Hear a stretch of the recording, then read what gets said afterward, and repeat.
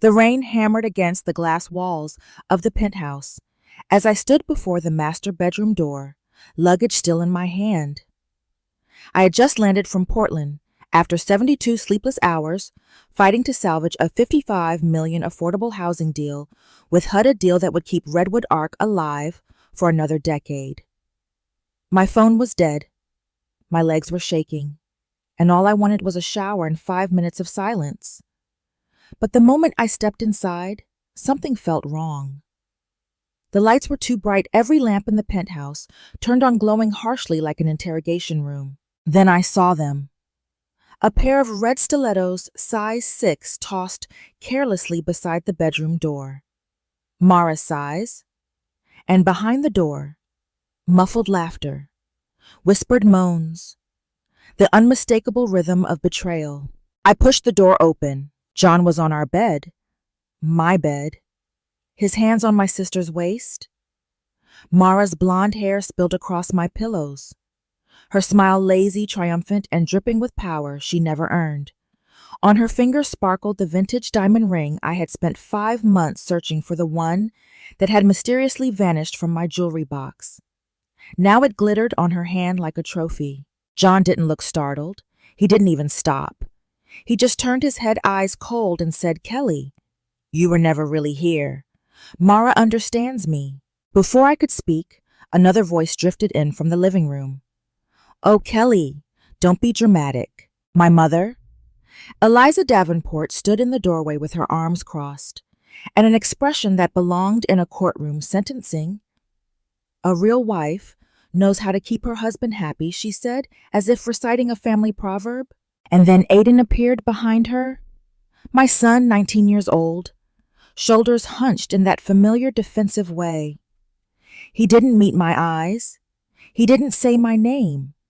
He simply moved toward John and Mara, as though gravity pulled him to their side.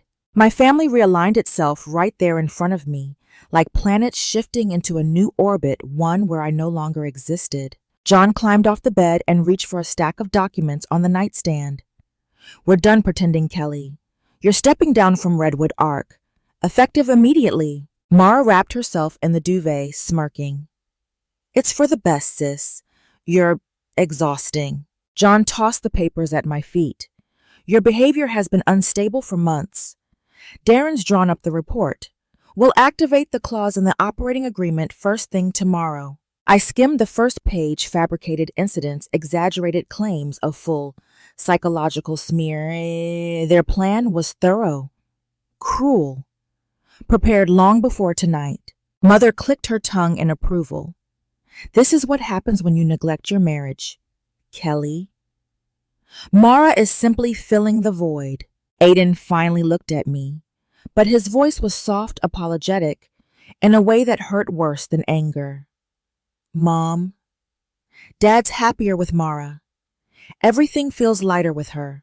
It landed like a knife, not because he said it, but because he believed it. John stepped forward, blocking my view of the room I had designed, furnished, and paid for.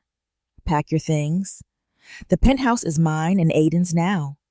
You're nothing here." "Nothing." The word echoed in my skull long after I turned away. I walked through the hall like a ghost, past the designer furniture I bought, past the art I collected, past the life I built, brick by brick, while John and Mara gorged themselves on the comfort I created. When I reached the door, rain mist drifted in from the balcony. My hands trembled, rage, humiliation, exhaustion, all swirling like a storm begging to break. And then I saw it, the small ceramic vase by the entryway. Inside it, a hidden key. John never knew it existed. Mara had never lived here long enough to find it. I slipped it into my pocket just as John appeared behind me. "Sign the divorce settlement tomorrow. Make this easy." Mara giggled behind him. "Bye, sis." I stepped into the cold Seattle night, rain soaking through my clothes instantly. But the storm outside was nothing compared to the one forming inside me. They thought this night was my collapse, my humiliation, my erasure. But as I walked down the street, fingers wrapped around the key that would soon open every secret they thought they'd buried. One truth crystallized in my chest. Sharp and bright as glass, they hadn't destroyed me. They had merely given me a reason to destroy them. The motel room smelled like stale coffee and old cigarettes, but it was the only place in Seattle that would take a walk in at midnight with no ID, no credit card, and a woman who looked like she'd just walked out of a war zone. I sat on the edge of the lumpy mattress, rainwater dripping from my hair onto the thin floral blanket. I opened my wallet, 3 crumpled receipts, a business card from HUD's regional director, and $72. Everything else, my accounts, my cards, even the company emergency line, had been frozen the moment John activated that clause. My phone finally buzzed to life after charging on the motel's flickering outlet. A string of notifications appeared like bullets. Your Redwood Ark credentials have been revoked. Your access to corporate funds has been restricted. Your health insurance coverage has been terminated.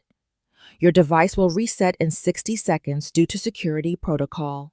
I stared at the screen as it locked, wiped, and shut down my entire professional life, erased in under a minute. That was when the truth solidified. This wasn't a breakup, a betrayal, or even a humiliation. This was a financial assassination, executed cleanly and quietly by the man who used to kiss my forehead each morning, and my family had helped him pull the trigger. The walls felt like they were narrowing around me, squeezing the air from my lungs. For a moment, I let myself bend forward, breath, shaking the enormity of everything trying to crush me. But grief lasted only seconds. Something colder rose in its place. Something steadier, sharper. John had planned this for months. Mara, too. That meant there were digital footprints. And if there were footprints, I could find them. I dug through my suitcase until I found my old laptop, the one I used in the early days of Redwood Ark, long before John demanded we streamline everything into his centralized system. The motel Wi-Fi was laughably weak, so I tethered my phone to a prepaid SIM I bought from a vending machine downstairs. The connection was barely enough to load an email, but it would do. I logged into an obscure backup server I had built years ago, a private failsafe layered under piles of decoy architecture files. Most people forgot it ever existed. John never even knew about it. When the old interface blinked open, hovering in pixelated green, I typed a username I hadn't used in a decade, Architect 0. Password, not a phrase. A sequence coordinates from Redwood Ark's first project, a line from an Eliot poem, and Aiden's childhood baseball number. The system accepted it. My heart thudded hard against my ribs. There it was. My silent window into Redwood Ark. Not everything was accessible, but enough for reconnaissance. Enough for the truth. The first document that loaded was a company ledger. At first glance, nothing seemed unusual. But then a column on the right caught my eye, unauthorized dispersals. Tens of thousands moved into a shell LLC called Silver Shore Consulting, routed through Portland, then Spokane, then a tiny credit union near the Idaho border. Attached transactions: a luxury cabin in Sun Valley, a Cartier bracelet, a 6-night trip to Cabo under Mara's name, a payment labeled Venice Wellness Package, a down payment on a condo in Bellevue, money laundering, embezzlement, fraud, all with John's digital signature, all concealed under a development expansion code that didn't exist until 3 months ago. And worse, my forged signature appeared beside his. A notification pinged, an email archived on the server hidden beneath layers John assumed were untraceable. From John to Darren, subject. Mental instability clause. Push the narrative. Eliza's already primed Aiden. Once she signs, we transfer full authority and move forward with Silver Shore. Don't worry about Kelly. She folds under pressure. She always has. A second email. This one from Mara. Can we accelerate? I don't want to wait until the wedding to have everything finalized. And make sure Kelly's name stays on the paperwork for Silver Shore. If anything blows up, she's the one who takes the fall. My stomach clenched. Mara wasn't just sleeping with John. She was helping him dismantle my life and build a new one on the bones of mine. I sat back against the wall, the motel wallpaper peeling behind me. Outside, the neon sign buzzed and flickered against the window, casting the room in intermittent red shadows. They thought I would collapse. They thought I would accept exile and humiliation. They thought I would disappear quietly. But they had made a single fatal mistake. They left me with enough information to bury them. As the night deepened, I began to map connections, each forged signature, each hidden transfer, each lie they had told. The betrayal hurt, the humiliation burned, but none of it compared to what was forming now, a blueprint precise and devastating for their ruin. They wanted war. I would give them collapse. By dawn, I wasn't the woman they'd thrown out anymore. I was something far more dangerous. I didn't sleep, not even for a second. By the time the first strip of gray dawn touched the grimy motel curtains, I had read every forged signature, every hidden ledger entry, every email thread, in which my husband and my sister discussed me like a defective appliance they were preparing to throw away. They plotted my removal while eating dinners I cooked, while sitting on furniture I paid for, while living in a penthouse I designed from the ground up. But what broke me wasn't John. It wasn't even Mara. It was reading my mother's message to John at 2:13 a.m. Kelly won't fight back. She never does. Push now while she's tired from HUD. Aiden believes you. She'll sign. That was the moment. Something inside me snapped cleanly. No grief, no shock, no pleading. Just a cold, sudden understanding that my entire life had been constructed on a lie so deep I no longer recognized myself. I closed the laptop, slowly, deliberately, and whispered into the empty room, I don't fight back. I destroy. The words didn't feel dramatic. They felt true. By sunrise, the outline of my revenge was ready. I drove toward downtown Seattle in the same clothes I'd worn the night before, the city wrapped in rain and fog like it was mourning with me.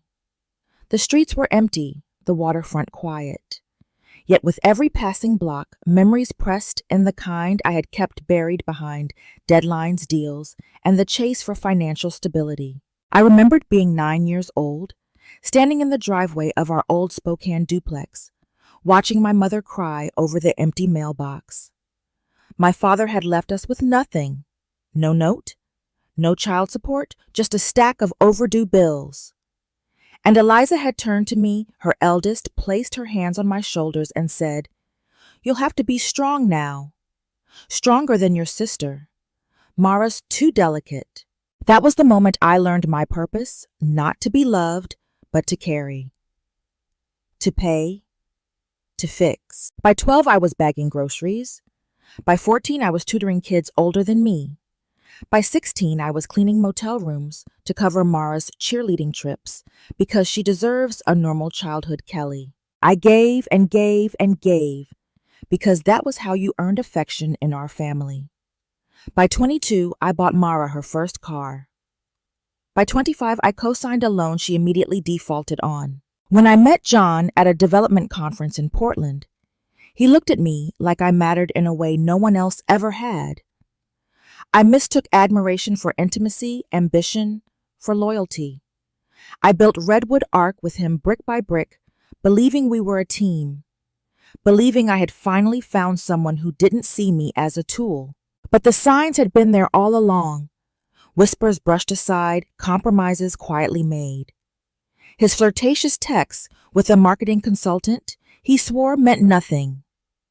Mara showing up uninvited at our housewarming with a dress far too tight and a laugh far too loud. The way John looked at her when he thought no one noticed. I saw it. I buried it. Because that's what you do when you're raised to keep the peace. As I parked outside a waterfront cafe, my hands tightened around the steering wheel. the leather biting into my palms. That version of me, the appeaser, the fixer, the daughter conditioned to endure, was dead. John hadn't killed her. Mara hadn't. My mother hadn't. I had. When I finally realized they didn't deserve her, I entered the cafe and ordered nothing. I simply took a corner seat and opened my laptop. The outline became a blueprint. Step 1. Identify how deep the fraud runs. The Silver Shore transactions tied directly into the affordable housing expansion federal investigations would be unavoidable. Perfect. Step 2. Track Mara's involvement. The luxury trips, the Cartier bracelet, the Sun Valley cabin, all paid through funds routed from Redwood Ark's corporate account. Embezzlement, tax evasion, money laundering. Even her influencer brand would implode under that. Step 3. Examine John's plan for the company. His emails to Darren revealed they plan to push me out, assume full ownership, and then fast-track Silver Shore as a development partner, disguising it as a consulting firm for HUD projects. And then I saw the date. Their wedding. 6 weeks away. Not announced to the public yet, but scheduled at the Four Seasons Seattle ballroom. They plan to marry on the ruins of the life they burned down. A laugh escaped me, low, humorless, sharp. Oh, they had given me a stage. A perfect glittering stage. I typed one more line in my blueprint. Final stage, expose everything at the wedding. Not quietly, not privately, publicly, legally, irrevocably. The FBI wouldn't need to be tipped off twice. Federal housing loans, forged signatures, falsified reports. This wasn't cheating. This was crime. As I closed the laptop, rain streaked across the window like slashes of silver. My reflection stared back at me, not fragile, not broken, but forged cold and deliberate. They wanted a weak woman. A woman who folded. A woman who apologized for existing. What they created instead was an architect of ruin, and I had 6 weeks to build their collapse. The divorce meeting was scheduled for 10:00 a.m. at Dalton and Holt's glass-walled office overlooking Elliott Bay, a place I had helped John select years ago because he said the view made him feel powerful.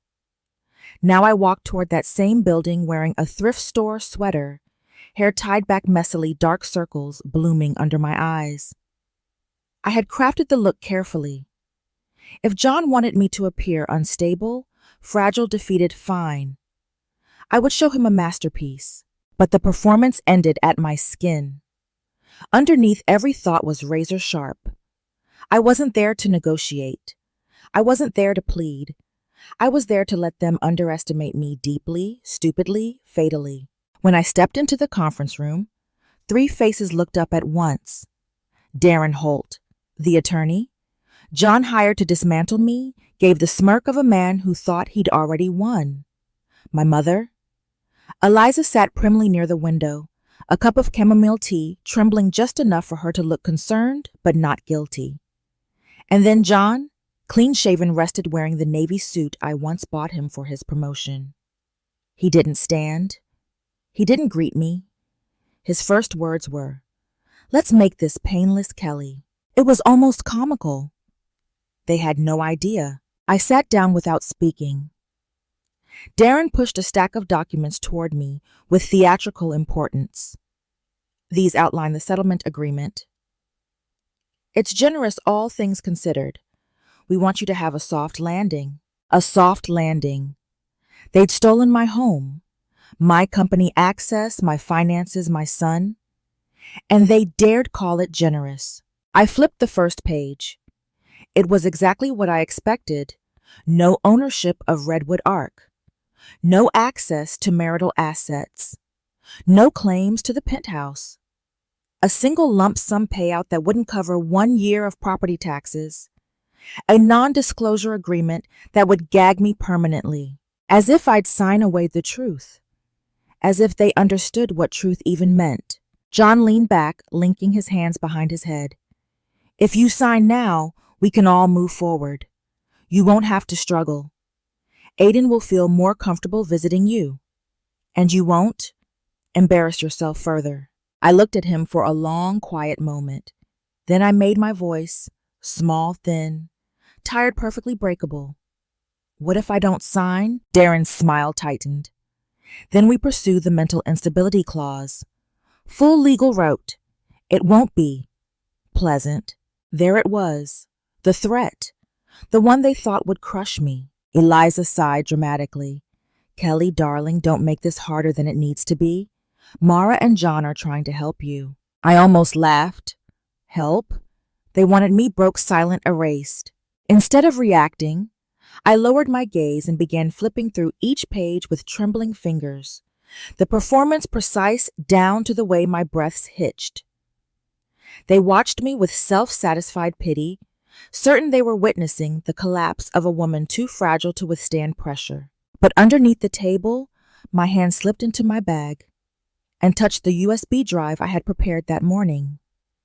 Inside it, every forged signature, every transfer to Silver Shore Consulting, every falsified report tied to affordable housing fraud, every email linking John and Mara to embezzlement, every crime that would bring the FBI to their front door. The settlement agreement wasn't the trap. My signature was. I reached the final page, lifted the pen and asked softly, "If I sign bomb when everything ends?" Darren nodded. John's shoulders relaxed. My mother gave a smile dripping with relief. And I signed. John exhaled loudly, triumphant. Good. Very good. We'll have a copy emailed to you.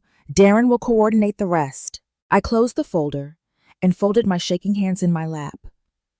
Can I go now? Of course, Eliza said warmly, as though she hadn't sentenced her own daughter to ruin. I stood, gathered my bag, and walked to the door, slow, defeated, the perfect portrait of a woman crushed by life. None of them noticed the faint curl at the corner of my mouth, because the clause Darren had so proudly cited, the one about mental instability, contained a lesser-known addendum. A poison pill provision I had written myself years ago, when Redwood Ark was just an idea on a napkin. If either founding partner committed federal financial crimes, the settlement agreement nullified.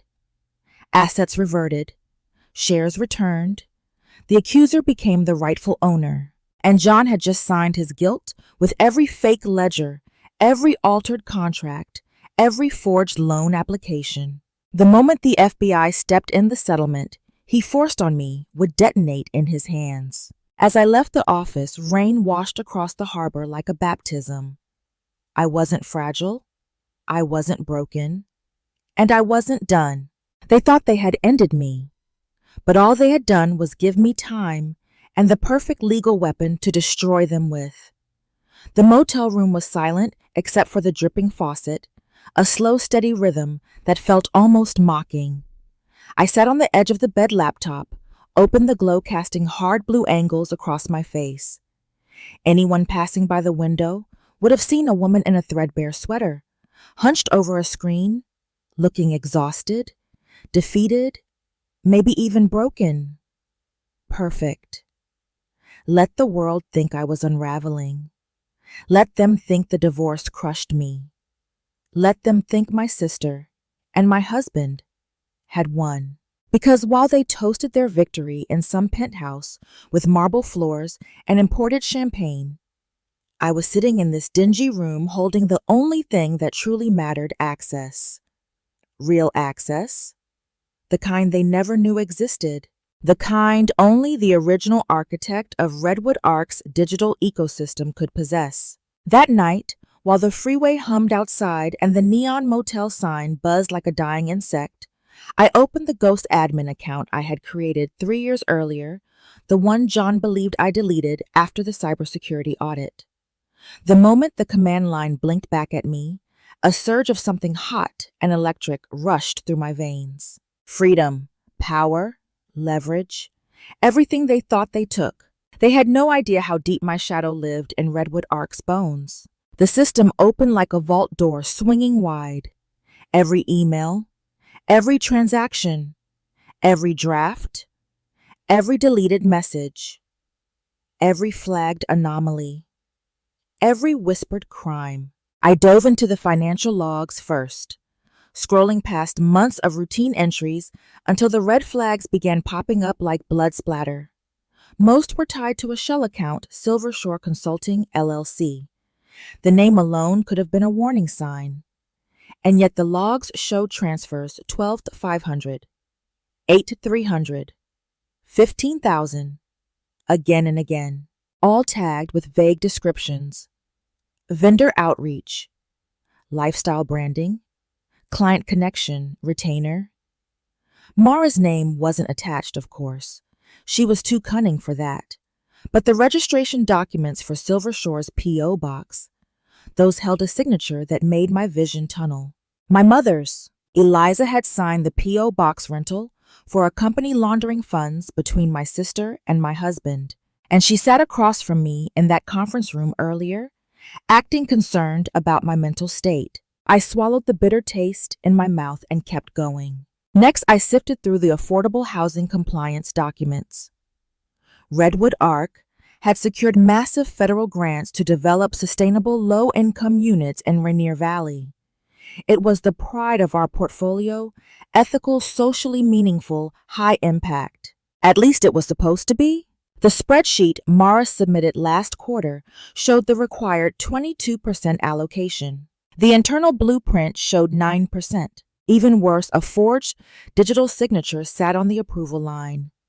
Mine, lifted from an old NDA. The FBI would salivate over this. Scrolling deeper, I hit the jackpot, a scanned draft of an email John had sent to Darren Holt before the divorce meeting. Darren, once she signs the settlement, liquidate the remaining project funds quietly. Silver Shore will handle the transfers. Mara and I want the house paid off before the wedding.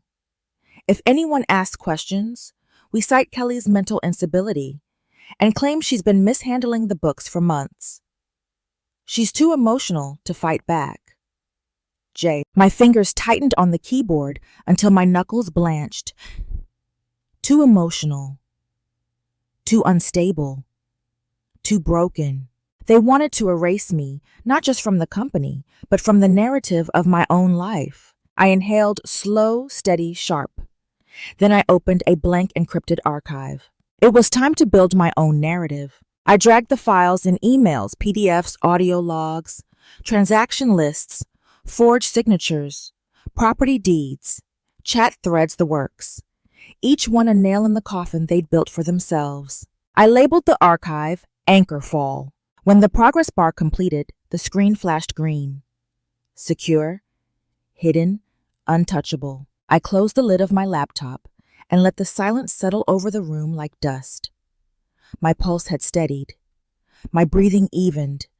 The exhaustion that had clung to me for days began to melt, replaced by something colder and far more focused. The motel room wasn't my exile. It was my bunker, my battlefield, my rebirth. I stood and walked to the grimy mirror above the sink. The woman staring back at me didn't look like the fragile, trembling ghost I'd pretended to be. Her hair was messy, yes. Her eyes red from lack of sleep. Her sweater stretched and worn. But her posture was straight, her jaw set, her expression carved from granite. They wanted a fragile woman too bad. They built a fire instead. On the nightstand, my phone buzzed with a series of notifications. I checked the screen. Aiden. Dad says you signed the papers. He said you're calmer now. I'm glad. Mara's helping him plan everything. My grip tightened. For a moment, I felt a flicker of raw grief, sharp, suffocating. Not because my son believed them, but because he believed so easily. I typed back one sentence, one truth. We'll talk soon, I promise. I set the phone down. Then I slipped the USB with Anchor Fall beneath the mattress, the way you hide a weapon before a war. Because that was what this was now. A war. And in 3 weeks, at John and Mara's wedding, I wouldn't just expose them, I would end them. The invitation arrived on a Tuesday morning, slipped under my motel room door, like a taunt wrapped in gold foil. I knew instantly who sent it, no return address, No note, just thick vellum heavy enough to feel like a slap. I stared at it for a full minute before opening it, breath slow, heartbeat colder than my coffee. Inside, embossed in metallic ink, were the words, "You are cordially invited to the wedding of John Whitaker and Mara Bennett, my husband and my sister," inviting me to witness their triumph, to applaud their betrayal. A laugh escaped me, a sharp, humorless sound. They truly believed I was broken. They believed I would watch them parade around in stolen happiness. They believed I would sit quietly defeated while they built a life on the ashes of mine. Fine, let them believe it. Belief, after all, was their greatest weakness. 2 weeks before the wedding, I met with someone I never expected to need, Marcus Vale, senior investigator at Cascadia Equity Oversight. A man with a reputation sharp enough to cut through concrete. He wasn't corruptible, wasn't patient, and wasn't gentle. Perfect. We met at a small cafe off Alki Beach, a place where no one knew his face, and even fewer cared. He walked in wearing a gray coat and an expression carved from stone. When he reached my table, he didn't sit immediately. "You're Kelly Whitaker," he said, "the woman whose name has been attached to Redwood Ark's grant applications for the past 3 fiscal years. Former name," I corrected. "And yes," he finally sat. "You called with something urgent. Something you said concerns misuse of federal affordable housing funds. That's not light material." I slid the USB drive across the table. "Everything you need is in here. Forged allocations, fraudulent signatures, shell companies laundering grant money into personal expenses, and violations of the federal low-income requirement." He didn't touch it, just studied my face. "You understand?" He said slowly that if this is fabricated or vindictive or exaggerated, you'll be in more trouble than the people you're accusing. I held his stare. "Mr. Vale, if I wanted revenge, I'd just leak their affair to the tabloids. What I want is justice." He slid the USB into his coat. "I'll verify the data. Don't call me, I'll call you." He stood to leave, then paused. "Redwood Ark is big. If this is real, the fall won't be gentle." "I'm counting on that," I said. 1 week before the wedding, the news broke quietly, too quietly for anyone outside regulatory circles to notice. Cascadia Oversight opens preliminary review into Redwood Ark's affordable housing compliance. I read the headline on my cracked phone screen, pulse steady expression, unreadable. This wasn't the explosion. Not yet. This was the tremor before the quake. The sign that the ground was shifting beneath John's expensive shoes. But the real earthquake needed one more ally. Miles Davenport, a man whose name carried weight in Seattle real estate, weight and fear. Redwood Ark had undercut him on 2 major waterfront contracts. He hated John deeply and professionally, which made him extremely useful. I called his office under a blocked number. He answered on the 4th ring. "Davenport. You don't know me," I said, "but you know Redwood Ark." A long silence. "Then go on." "I have proof that John Whitaker rigged the bid on the Pier Line development. Proof he bribes inspectors. Proof he hid structural violations on the Mercer Flats project. Proof he used federal funds illegally." Another pause. Shorter this time, sharper. "Who are you?" The person he thought he erased. More silence.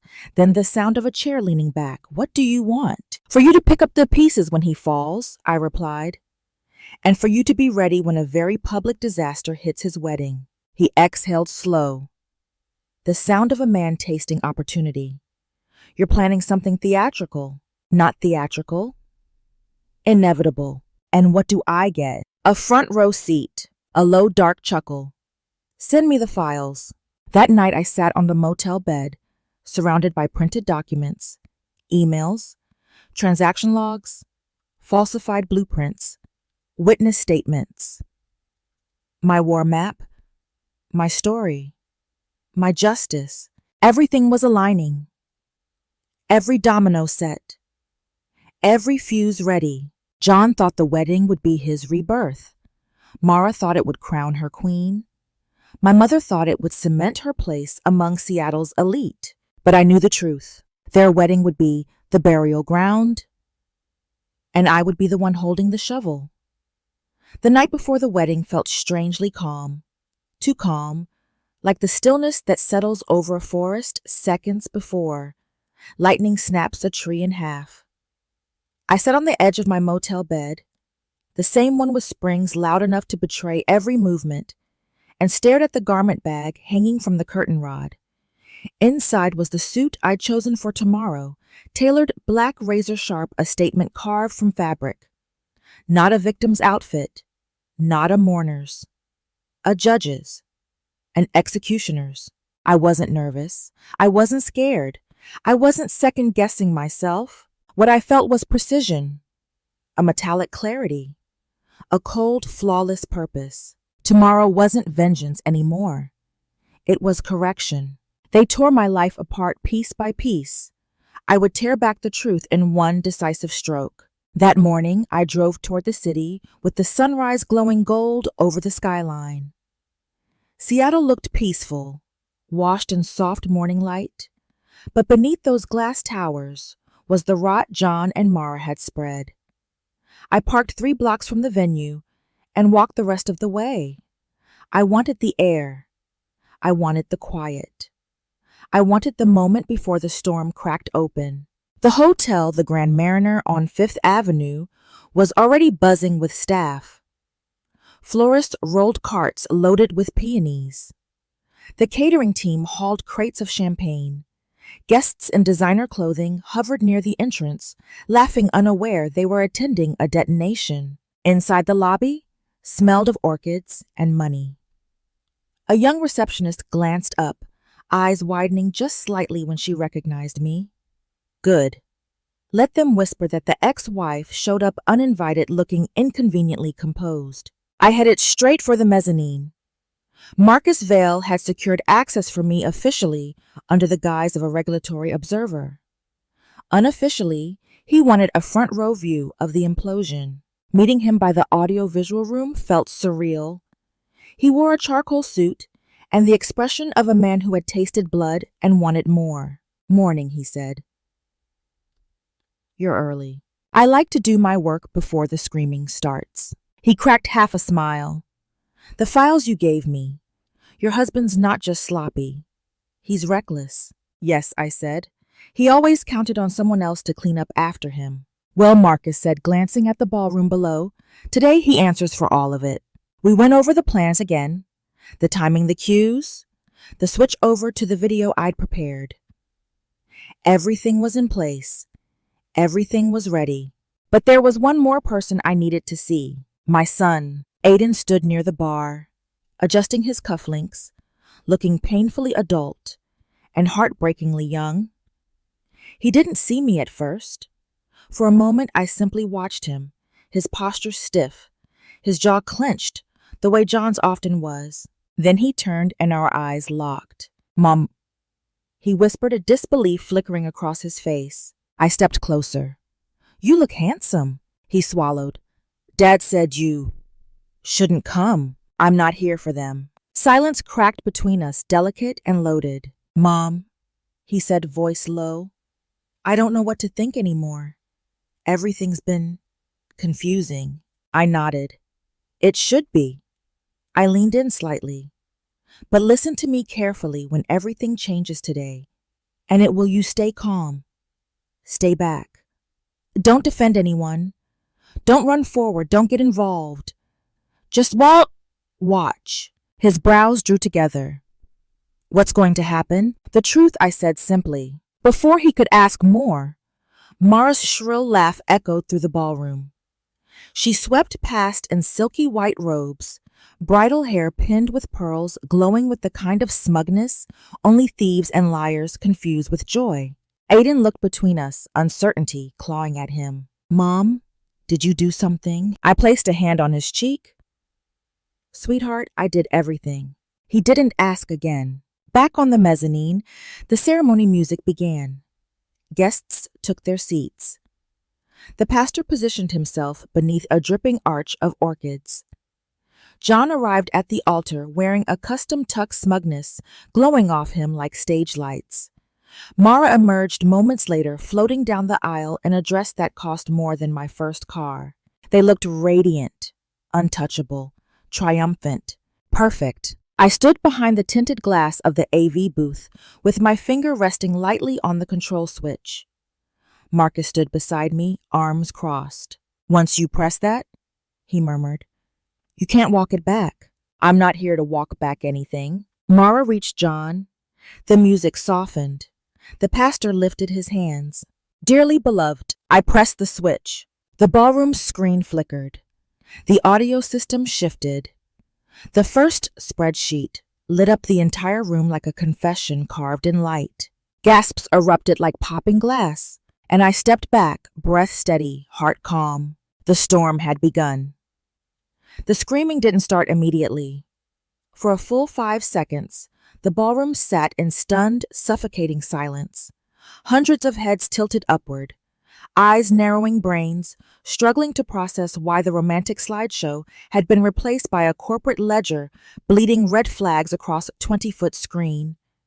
The string quartet faltered, bows sliding off strings. The pastor blinked like a malfunctioning robot. Mara's smile froze mid-beam, her lips trembling as the numbers kept scrolling. Transactions dates, account names. And then my pre-recorded voice cut through the speakers, cool, steady, damning. "If you invite an entire city to celebrate your love story, it's only fair they see what it was built on." Gasps detonated around the room. Someone dropped a champagne flute. It shattered like a gunshot.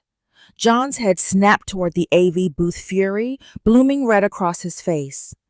Mara swayed, clutching her bouquet so tightly petals snapped off under her grip. The truth was a blade, and now it was cutting. The screen zoomed in on the first forged invoice, stamped Silver Shore Consulting, LLC, matching dates, matching withdrawals, matching Mara's designer lifestyle down to the cent. "This," my voice continued, "is where the bridal shower jewelry came from." A few guests recoiled. A woman near the front row whispered, "Oh my God." Mara stumbled a step, shaking her head violently. "Turn it off! Turn it off!" she shrieked at the hotel staff. But the staff didn't move. Marcus had locked the system from the mezzanine. I stood unseen behind the tinted glass, finger resting lightly on the next cue. The spreadsheet dissolved. A new file took its place, this one an email, from John Whitaker to Darren Holt. Subject: mental instability strategy. The room held its breath. John lunged toward the projector table. "Cut the power now." My voice overlapped his panic. "We can claim she's unstable. Move her keys again. Tell Aiden she's off her meds. She'll break eventually. Sign the papers, save $12 million. A wave of disgust rolled across the crowd. Whispers surged like wildfire. I saw faces twisted in shock, others in anger, a few in dawning horror as they realized they had taken sides in the wrong story. Aiden was frozen halfway between his seat and the aisle, staring at his father like he didn't recognize him. His lips parted, but no sound came out. "Dad," he whispered, devastated. John stopped mid-lunge. His fury faltered. Shame, or something close to it, briefly flickered in his eyes before rage crushed it. "This is fake," he shouted. "This is all fake. Kelly is doing this." The ballroom turned toward him. Hundreds of eyes narrowing, judging, disbelieving. The next file appeared. A forged signature. My name. On a fraudulent federal loan application. Under a reduced affordable housing allocation.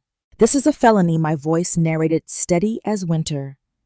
"And he put it under my name." The silence cracked wide open. The pastor backed away from the couple as if they might explode. The groomsmen shifted uncomfortably, muttering. Several guests stood and edged toward the exits. Then Mara snapped. "You psycho witch!" she screamed, aiming her fury at the mezzanine. "Get down here. Face me." Her voice cracked into something primal, desperate. "Stop this. Kelly, you're nothing now?" Nothing. Oh, Mara. Sweet, stupid Mara. shouting at shadows while the truth swallowed her whole. I pressed the final cue. John's chat logs with his lawyer filled the screen. The ones about Aiden. Put his name on the Southwest Project. If the EPA investigates, he's young and stupid enough to take the fall. I'll keep the clean assets in Mara's name. Aiden's breath hitched into a crushed sound. He stumbled backward, shaking betrayal carving itself into his face. Dad, you were going to throw me under. He couldn't finish. John reached toward him. Aiden, don't listen. She hacked.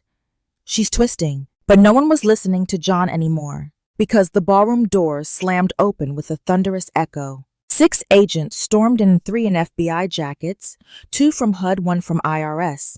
Behind them, uniformed officers. John Whitaker. The lead agent shouted, voice booming, "Step away from the guests. You are under arrest for wire fraud, bank fraud, and federal housing violations." Screams erupted. Chairs toppled. Phones flew up to record. Mara shrieked and backed away.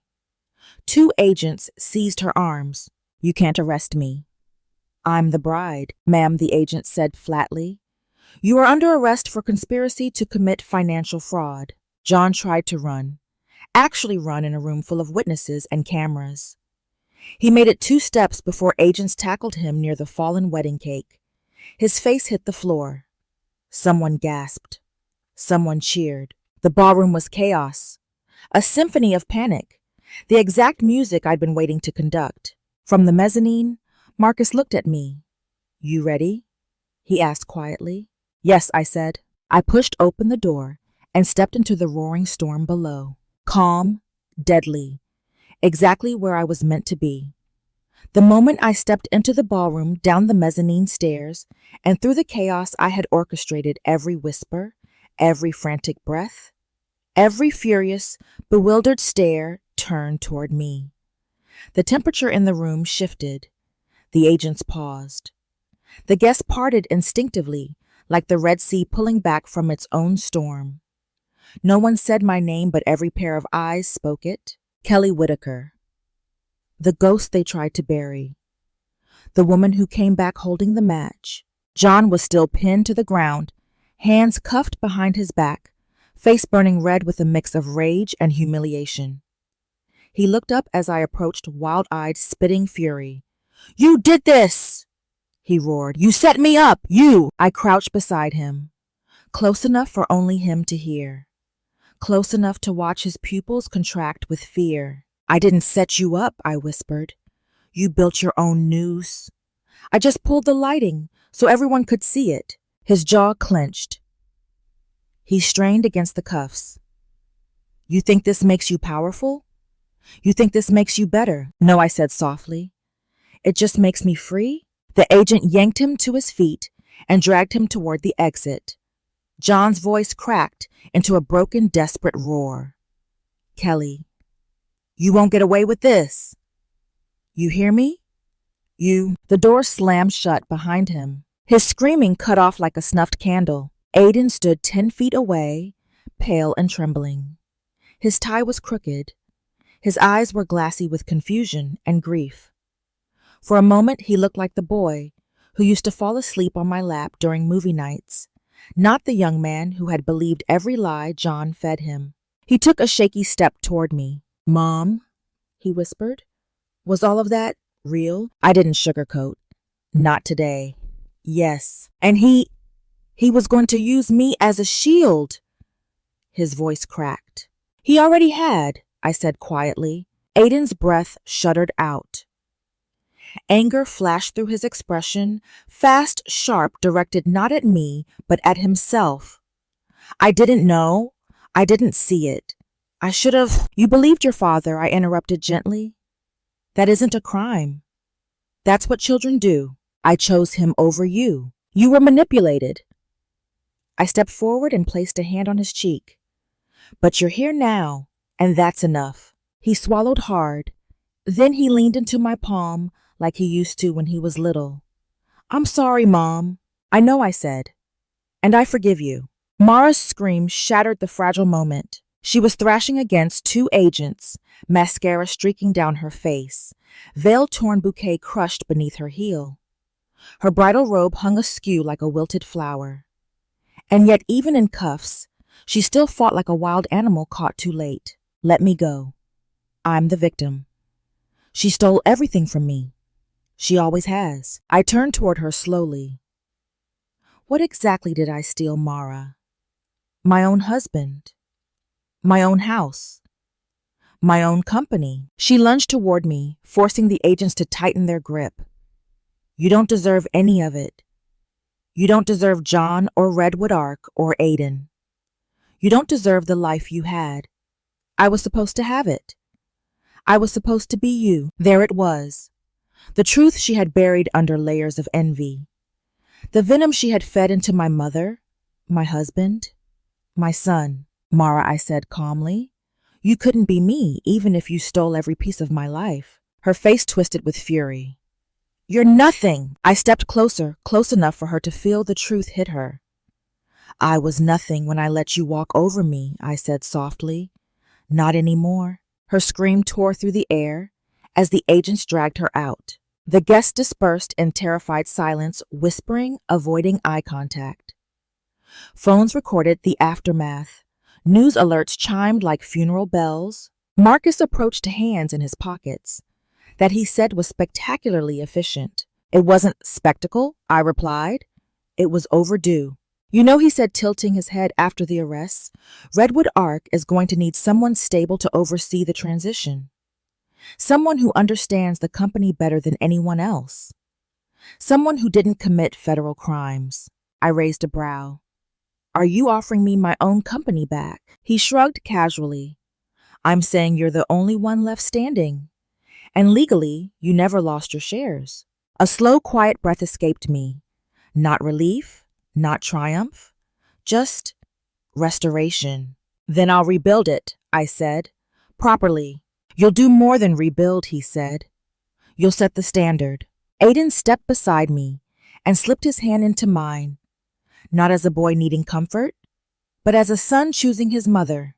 Let's go home, he said. For the first time in weeks, the word didn't sting. Home, not the penthouse, not the company, not the life they tried to steal. Home was wherever I could stand tall again. And I would beginning now. I didn't expect the quiet after the storm to feel so heavy. 2 days after the wedding implosion, I sat in a temporary office space overlooking Lake Union, an empty sunlit room with nothing but a folding table, a laptop, and a cardboard box filled with files Marcus delivered personally. Outside sailboats drifted lazily across the water. Inside, my world was shifting again, not with chaos this time, but with something more unsettling possibility. For years, Redwood Ark had been my life, my creation, my pride, my prison. Now every headline, every investigation update, every phone call from federal agents confirmed the same thing. The company was mine again. But so were its ruins. The hook of the past few days hadn't been the arrests or the dramatic downfall of John and Mara. It was the moment when an agent called to tell me, Mrs. Whitaker Redwood Ark requires interim leadership. You are legally next in line. Interim leadership. A polite way of saying rebuild the empire that tried to eat you alive. The first breakthrough came when I opened the box Marcus brought. Inside were files. I recognized contracts. I wrote blueprints I approved, but mixed among them were documents John and Darren had hidden, dozens of them. The first folder contained the true state of the Rainier Valley project. Half the units unfinished. Materials downgraded. Safety inspections skipped. I closed the file slowly, nausea creeping in. People trusted Redwood Ark to build their homes. Families, elderly residents, single mothers, veterans. John hadn't just betrayed me. He had betrayed them. A knock sounded at the office door. Aiden stepped inside, holding 2 coffees, awkward, tentative, like he wasn't sure he belonged here. I didn't know what you drink anymore, he said, placing both cups in front of me. So I got 2. I smiled faintly. I drink whatever isn't burnt. He let out a breath, half relieved, half guilty, and sat across from me. I want to help, he said abruptly. With the company. With whatever you're doing. I know Dad trapped me and stuff, but I want to fix it. Aiden, I said gently. You aren't responsible for what your father did. But I didn't stop it. You didn't know. He hesitated, jaw tightening. I want to know now. Something in his voice, solid, determined, made me pause. The boy who once believed every word John fed him was gone. This young man wanted truth, work, accountability, redemption. And I wasn't about to shut that door. Then start with this, I said, sliding him a file. Rainier Valley. It's worse than we thought. He opened it, eyes widening as he skimmed the pages. They lied to everyone, he whispered, not just the investors. Yes, and you're going to fix it. We are, I corrected. He looked up sharply. We, I nodded. If you want in. The look on his face, hope mixed with disbelief, was worth more than every victory in the past month. Yeah, he said, I want in. We spent hours sorting through the files. The more we read, the clearer the path became. Step 1. Complete the Rainier Valley development, ethically, no shortcuts. Step 2. Launch a public transparency initiative, audits, compliance reports, community meetings. Step 3. Rebuild Redwood Ark's reputation from the ground up. But the final step was the real monster. Step 4. Dismantle every remaining remnant of John's corruption. Aiden's hand hovered over a document. Mom, what is this? I leaned over his shoulder. A list of subcontractors John bribed. Some small, some powerful. One especially dangerous, Harrison Lowell, a man whose empire was built on intimidation, buried under polished PR. He'll come after us, Aiden said quietly. Yes, I admitted. He will. Aiden glanced at me, fear flickering behind his eyes. What do we do? I closed the folder and met his gaze. We don't run, I said. Not anymore. The motel version of me, the woman in a frayed sweater surviving on adrenaline and rage, felt like a ghost now. This version of me was standing, planning, building. Aiden nodded slowly. Okay, then we do this right. His faith steadied something inside me I didn't realize was shaking. At sunset, after he left to rest, I stepped out onto the balcony. Seattle glowed in gold and copper tones. Ferries moved like quiet beasts across the water. The world was still turning without John, without Mara, without the weight of their lies. Tomorrow the board would reconvene. Tomorrow, the official transfer of leadership would begin. Tomorrow, Redwood Ark's future would be rebuilt. But tonight, for the first time in a long time, I allowed myself to breathe. The war wasn't over, but the battlefield was mine. The call came just after midnight, slicing through the quiet like a blade. I had been reviewing blueprints in bed, Aiden asleep on the couch, after a long day of meetings when my phone buzzed violently against the nightstand. Unknown number, local area code. A chill slid down my spine before I even answered. Miss Whitaker, a man's voice said. This is Officer Calder from Seattle PD. We need to speak with you regarding an incident involving your mother. My blood went cold. For a moment, I couldn't move, couldn't breathe, couldn't think. What happened? I forced out. She was found trespassing and attempting to access restricted documents at Redwood Ark's storage facility. We need you to come down to the precinct. The line went dead. I stared at my reflection in the dark window.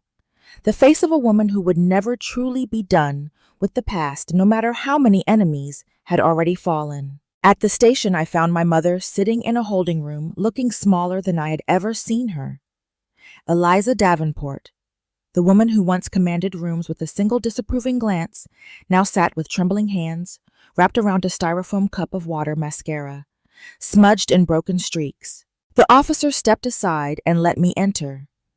Eliza didn't look up when I walked in. Mom, I said quietly. She flinched at the word. I didn't take anything, she whispered. I didn't.